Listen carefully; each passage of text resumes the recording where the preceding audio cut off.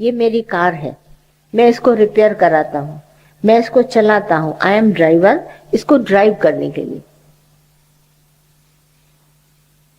तो चतुर है ज्ञानी, हर बात की चतुराई को अच्छी तरह पहचानता है। बोला मैं नहीं करता, ये भगवान करता है। तो भगवान श्री कृष्ण ने कहा 5 तत्व प्रकृति के सारे ये, और ये मिला दो एक मुट्ठी बंद। बोला ये बन गए 5 से एक पिंड। तो उसमें शास्त्रों में वर्ड आता है समष्टि एंड व्यष्टि, 2 अक्षर आते हैं। समष्टि में मैं अलग अलग हूं, 5 तत्व अलग अलग हैं, और व्यष्टि में मैं मिल गया, शरीर बन गया। 5 तत्व का ये पिंड और वो पृथ्वी, वो जो है संसार, अलग अलग, जल पृथ्वी वायु अग्नि आकाश, वो अलग हो गया और मैं मिल गया, ये पिंड बन गया। तो बोला वो 5 तत्व अलग अलग और इनको मिला के एक शरीर बन गया। तो वो एक प्रकृति और ये एक प्रकृति दोनों बराबर है। इस बात को एक्सप्लेन करने के लिए भगवान श्री कृष्ण ने गीता में बोला कि जैसे बर्फ और जल, हमने बर्फ पानी को रख दिया फ्रिज में जमाने के लिए तो बर्फ बन गई, है ना। तो बर्फ के कण कण में जल है और जल का रूप ही बर्फ है, दोनों में चेंज नहीं है। इसी तरह स्टीम भाप बन गई, जल बन गया, बह गया, ये सब एक ही रूप है। तो ये जो 5 तत्व प्रकृति के हैं और ये शरीर एक ही है। देखो इनको बाहर इन तत्वों की आवश्यकता होती है, जल की, पृथ्वी की, वायु की, अग्नि की, आकाश की, हम उसके बगैर नहीं रह सकते, ये शरीर नहीं रहेगा, है ना। और ये जो हमारे में है ये थोड़े टाइम के लिए हमारे को मिला है और इसका एक ही मकसद था मिलने का, केवल हमको इसके द्वारा प्रभु पाना है, सिर्फ भगवान पाना है। और मेरा कोई मतलब नहीं था शरीर धारण करने का, पर लोगों को किसी ने भी ये नहीं बताया, खुद भी नहीं पता चला कि मनुष्य जन्म मिला है प्रभु पाने के लिए। तो हम लोगों ने इतनी बाहर जो देखी जगत की, तो हम लोग कमाने लगे, खाने लगे, पीने लगे, बनाने लगे, संसार को लगे हुए हैं, बुद्धि उसको चेंज करने में, बनाने में सब लगा हुआ है संसार। तो बोला अवर कार्य तेरे के थे नहीं काम, तुम भले बना लो, कुछ भी पैदा कर लो धरती के अंदर चाहे धरती के ऊपर, पर तुम्हारा काउंट नहीं होगा, कभी नहीं काउंट होगा। नहीं, हमारे काउंट नहीं होते। मनुष्य चलेगा एक ही धर्म है, प्रभु पाना। अगर प्रभु पाया तो समझो सब कुछ मिल गया, अब प्रभु नहीं पाया तो कुछ नहीं पाया। भगवान मिला, जब भगवान मिला तो तब ये तो थोड़े पीरियड के लिए मिला है। भाई हमारी पैदा होने की तारीख और मेरी मरने की तारीख निश्चित है। हम इतने से इतने बरस, 100 साल जी लो, 80 साल, 50 साल, 60 साल, कितना भी जियो, है ना, उतने साल तक हमारे को है। बाकी उसके बाद एक पल भी नहीं रुकेगा, बस तारीख आई नहीं कि गया।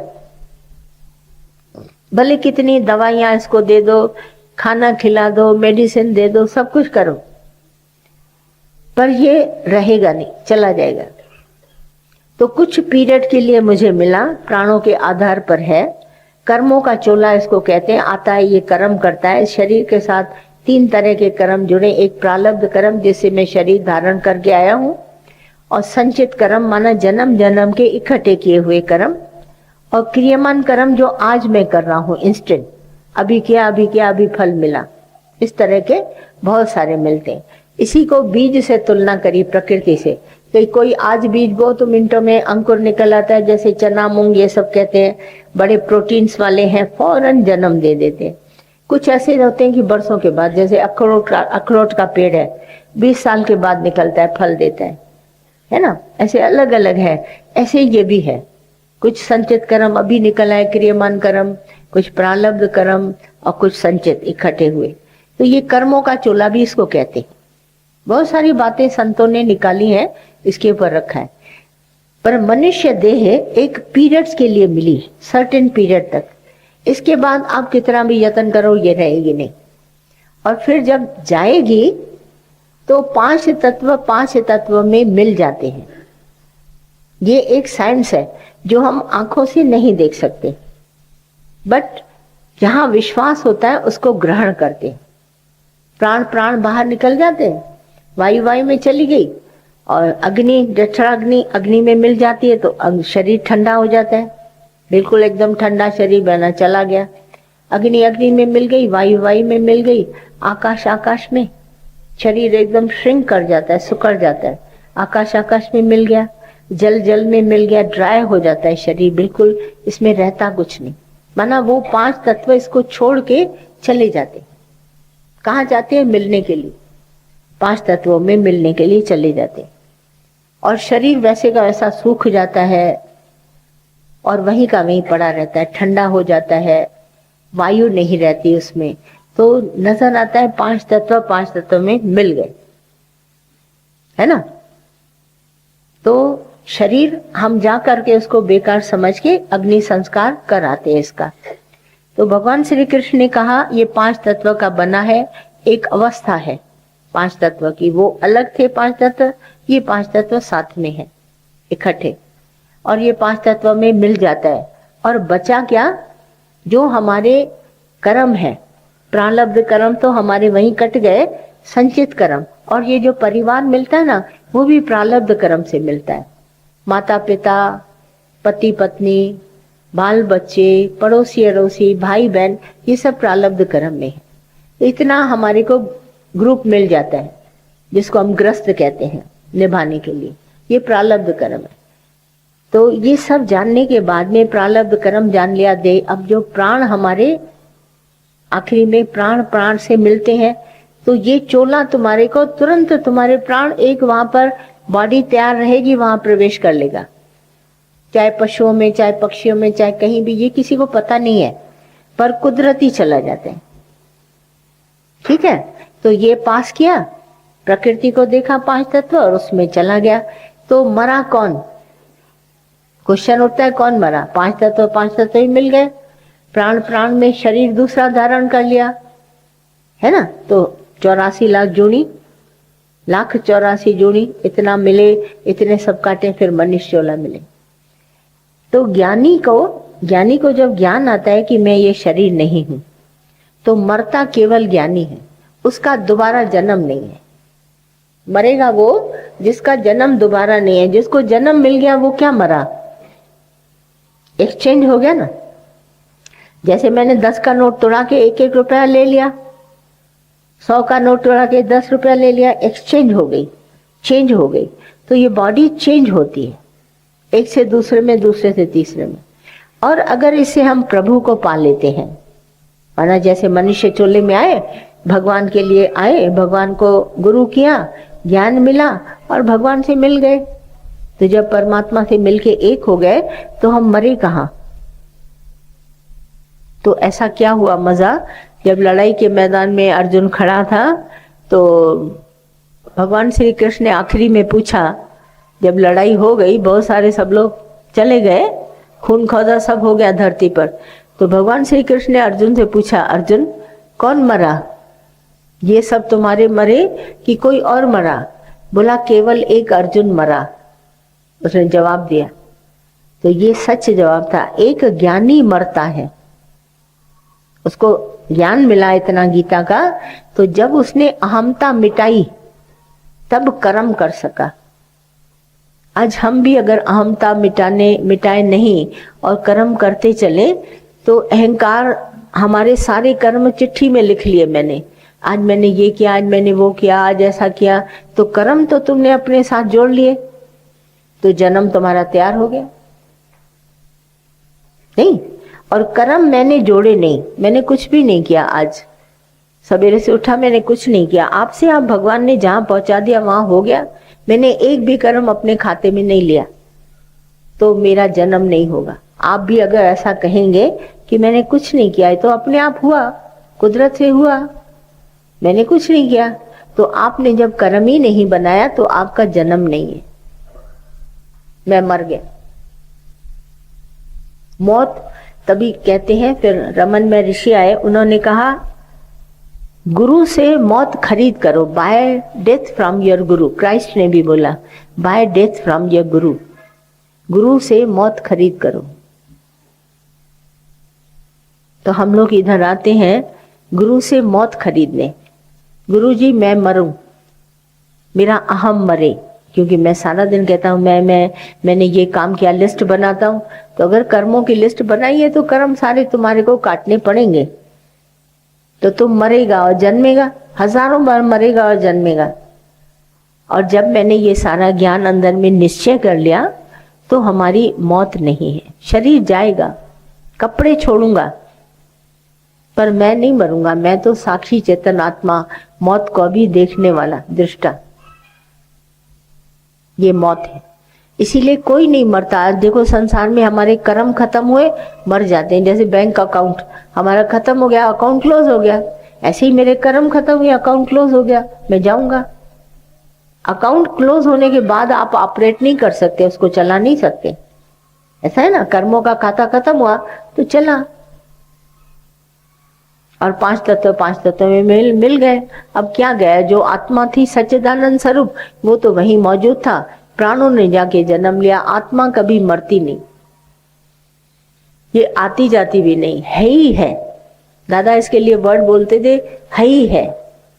आत्मा जो है ही है, आती जाती नहीं है, रहती रहती है, सभी जगह है।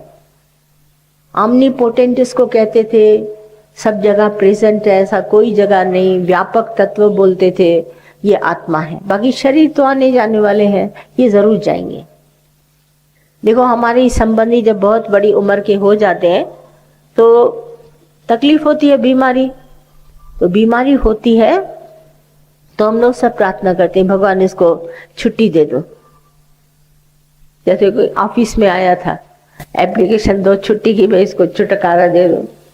ये सब हमारी मैन मेड बातें हैं, बनाते हैं ऐसे। मगर ये शरीर आज भी दिखाई देता है, भले विजिबिलिटी है इसमें, मगर कार्य रूप ये नहीं है। कार्य परमात्मा हो रहा है। मैं नहीं करता, मैं मरता भी नहीं, न जायते न हन्यते। मैं पैदा हूं तो फिर मरूं। दादा कहते थे जन्मदिन वो मनाए जिनको मरना हो, जिनको मरना नहीं है वो जन्मदिन क्यों मनाए। अगर मैं पैदा हुआ तो मरूंगा भी। सिंधी में भजन गाते थे, न की जावासी न की मरंदासी। नहीं, हम पैदा हुए, मैं तो था ही था, मैं तो व्यापक तत्व था, मैं आत्मा था, अजर था, अमर था, अविनाशी था, पूर्ण था, सच्चिदानंद स्वरूप था। मैं तो थोड़े वक्त के लिए खेल खेलने के लिए मैंने शरीर धारण किया, और मेरे को जाना तो है ही, शरीर छोड़ के तो मैं जाऊंगा। राम गए रावण गए, जाके बहु परिवार, ये दादा बोलते थे, बोला हम भी जाएगा तुम भी जाएगा। पर जब मुझे ये पता चल गया ये अमानत भगवान की है, तो बोला मैंने ये चोला उतार के कुर्सी पे इधर रख दिया है, जब इसकी मौत आएगी तो ये चोला ले जाएगी। पर मैं उस समय भी साक्षी दृष्टा होकर देखता रहूंगा। मौत आई, शरीर को ले गई। मैं हूं साक्षी दृष्टा। I am seer in this body, not the doer. मैं कुछ भी कार्य करता नहीं हूँ, पर मैं देखने वाला हूँ। शरीर में चेंज आती है, बचपन, जवानी, बुढ़ापा, मौत, गरीबी, अमीरी, काम होता है, फुर्सत होते। I am seer not the doer. मैं डूअर नहीं हूं, मैं सीयर हूं। ऐसा शरीर के बारे में हमको पूरा ज्ञान दिया, मौत के बारे में पूरा ज्ञान दिया। और बीमारी के बारे में तो दादा हमेशा बोलते थे, बीमारी नहीं है, देयर इज नो डिजीज, बस तुम्हारे को ख्याल है बीमारी का। सिर्फ ख्यालों में बीमारी है, तुम बीमार है नहीं। There is no disease but sick person तुम्हारे को बहुत मिलेंगे, सिर्फ ख्यालों से बीमार। बीमारी में बीमारी का ख्याल हटा देने पर दादा ने बोला बीमारी नहीं है। और अच्छे खासे तंदुरुस्त आदमी को मिसाल देते थे, बोला आज तो तुम बड़ा पीला लग रहा है, क्या हुआ है, खाया पिया नहीं क्या सवेरे से। उसने बोला नहीं मैं बिल्कुल ठीक हूँ। बोला नहीं नहीं, तुम्हारी आंखों में पीलापन लग रहा है, जॉन्डिस वॉन्डिस तो नहीं हो गई। पैदा कर देते हैं बीमारी। उसको 10-15 बार बोला, उसने कहा चलो डॉक्टर के पास दिखा दें यार, वो कह रहा था कुछ ना कुछ होगा। बीमार तो बनते हैं ख्यालों से। और अच्छे खासे बीमार आदमी को, बीमार तो है नहीं, ख्याल उसका हटा दो ज्ञान से, तो तंदुरुस्त हो के आते। बोला कल तक तो बिस्तर से उठ नहीं पा रही थी, आ कर रही थी, आज सत्संग का नाम सुना तो दौड़ के आ गई। ये अक्सर हम लोग देखते थे, है ना। तो ये सब है ख्याल। 99% हमारे में विचार है, एक हमारे पास विचार है अहम ब्रह्म। जब वो विचार आ गया ब्रह्म, ब्रह्माकार वृत्ति बन गई, तो ख्याल सारे हमारे गए, कभी थे ही नहीं। मैं कभी था ही नहीं। मैंने आज दिन तक एक कण का दाना नहीं खाया। इसको खिलाया भले है, पर मैंने खाया नहीं है। मैं आत्मा कभी नहीं खाता। मैं तो ये शरीर धारण करके आया हूं तो खाता खिलाता हूं इसको, पर मैं खाता नहीं। अब सारी दुनिया कंफ्यूजन में। वो कहती है क्या खाएं क्या नहीं खाएं, किचन रिलीजन, सारा दिन ये ना खाएं वो ना खाएं वो ना खाएं वो ना खाएं। दादा ने कहा इसको खिलाने वाला कार के इतने पेट्रोल के कहीं भी हैं, जहां से गाड़ी भरो, क्या फर्क पड़ता है। पर सबकी बुद्धि ऐसी नाश हो गई है कि बस स्वाद लेकर खाते हैं, ये अच्छा वो बुरा करते हैं।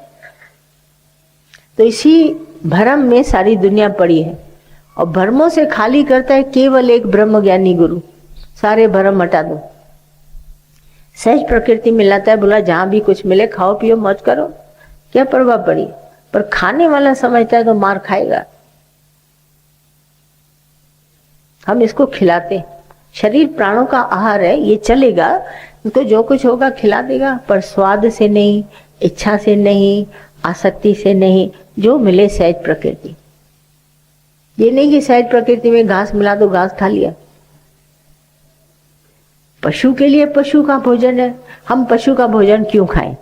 हमारा भोजन पशु नहीं खा सकता दिल से, और हम पशु का क्यों भोजन खाएं। इतनी मूर्खता थोड़ी ना इंसान में। अच्छा चलो जो मिला खा लिया, डाल दो घास फूस इसमें। उसमें तो मशीन इतनी अच्छी लगी है कि घास खाती है दूध बनाती है। तुम घास खाएगा क्या बनेगा, खून थोड़ा ना बनेगा।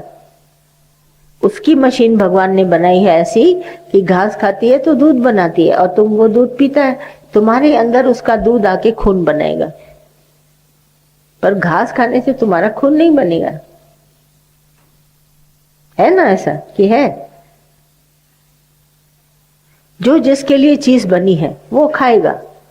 तुम्हारे लिए मनुष्य को ये बनाया तो ये खाओ। तुम उधर जाते अच्छा कहते हैं नहीं है खिलाने वाला, चलो मैं इसको घास खिला देता हूँ। ये देखो गुरु को भी पता चला ना, मूढ़ प्राणी थोड़ी ना। परीक्षा लेता है गुरु की, लेनी है तुमको अपनी, लेगा उसकी नहीं। होशियारी, इतने चतुर सुजान हो जाओ, सारी बात को पहचान लो। पहचानने के बाद ऐसा रहो इनोसेंट, जैसे मैं कुछ नहीं जानता। चलते फिरते रास्ते में कभी कोई पहचान सकता है ये ज्ञानी है या अज्ञानी है। हम लोग ध्यान भी नहीं देते, चलते रहते हैं। नहीं, जो देह समझते हैं वो देह समझते हैं, जो आत्मा के निश्चय है वो आत्मा समझते हैं, जो आत्मा समझते हैं वो ज्ञान ले जाते हैं, जो देह समझते हैं वो देह के विकार ले जाते हैं। ज्ञानी वैसे ही खाली गोपाल पाप और पुण्य तुम बोलता है ना, जो देह देखते हैं वो पाप ले जाते हैं, जो आत्म निश्चय में रहते हैं वो पुण्य ले जाते हैं। ज्ञानी खाली होके जाता है क्योंकि दोबारा उसका जन्म नहीं है, उसको जन्म लेना नहीं। बोला तुमको ये जरूरत है, पाप तुम ले जाओ पुण्य तुम ले जाओ, मुझे दोनों नहीं चाहिए, मैं मुक्त हूं। और जीते जी मुक्त है।